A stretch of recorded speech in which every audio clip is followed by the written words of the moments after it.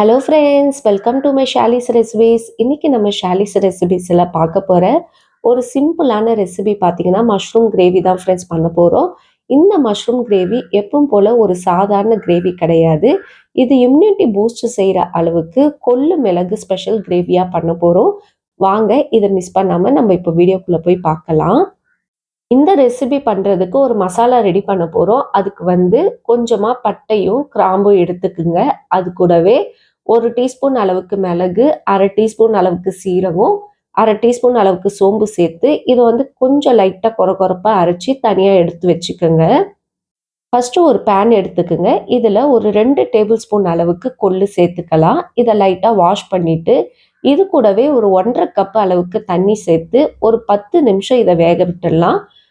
இது நல்லா வெந்து வந்த பிறகு தண்ணியை தனியாக எடுத்து வச்சுக்கோங்க. இந்த கொள்ளை நீங்கள் சுண்டல் எதனா செஞ்சு சாப்பிட்ருங்க, வேஸ்ட் பண்ண வேண்டாம். இப்போ ஒரு பேன் எடுத்துக்குங்க. இதில் ஒரு 2 டேபிள் ஸ்பூன் ஆயில் போட்டுக்கலாம். பட்டை, கிராம்பு, ஏலக்காய்லாம் சேர்த்துக்கிட்டு 1 டீஸ்பூன் அளவுக்கு சோம்பு சேர்த்துக்குங்க.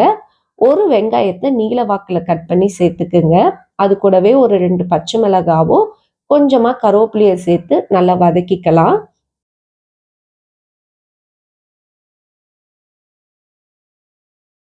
வெங்காயம் ஓரளவுக்கு நல்லா கலர் சேஞ்ச் ஆகி வந்த பிறகு இஞ்சி பூண்டு பேஸ்ட் 1 டேபிள் ஸ்பூன் சேர்த்துக்குங்க.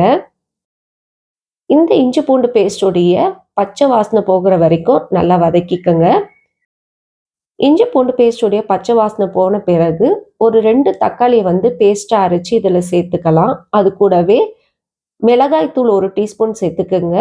தனியாத்தூள் 1 டீஸ்பூனும் 1/4 டீஸ்பூன் மஞ்சள் தூளும் தேவையான அளவுக்கு உப்பும் சேர்த்துக்கலாம். இதை நல்லா மிக்ஸ் பண்ணி விடுங்க. இதுலேருந்து பச்சை வாசனை போகிற வரைக்கும் இதை நல்லா மிக்ஸ் பண்ணி விட்டுடலாம்.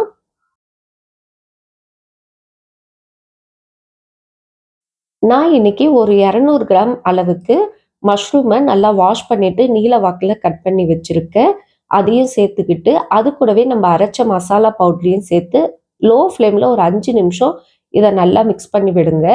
எண்ணெயெல்லாம் நல்லா பிரிஞ்சு வரும்போது கொள்ளு தண்ணி நம்ம எடுத்து வச்சிருக்கோம்ல, வேக வச்ச கொள்ளு தண்ணி ஒரு 1/2 கப்பு அளவுக்கு இதில் சேர்த்துக்குங்க. அது கூடவே தேவையான அளவுக்கு தண்ணியும் சேர்த்துக்குங்க.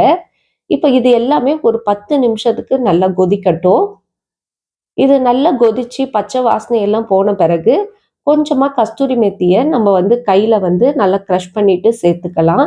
அது கூடவே பொடியாக கட் பண்ண கொத்தமல்லியும் கொஞ்சம் சேர்த்து நல்லா மிக்ஸ் பண்ணிட்டு சர்வ் பண்ண வேண்டியதான். ஒரு அருமையான மஷ்ரூம் பெப்பர் கிரேவி நம்மளுக்கு ரெடி ஆயிடுச்சு. இது பார்த்தீங்கன்னா இட்லி, தோசை, சப்பாத்தி எல்லாத்துக்குமே சூப்பர் காம்பினேஷனாக இருக்கும். இந்த ரெசிபி உங்களுக்கு பிடிச்சிருந்தா மறக்காம லைக் பண்ணுங்க, ஷேர் பண்ணுங்க, சப்ஸ்கிரைப் பண்ணுங்க ஃப்ரெண்ட்ஸ். இன்னொரு வீடியோவில் உங்களை சந்திக்கிறேன். Bye bye friends.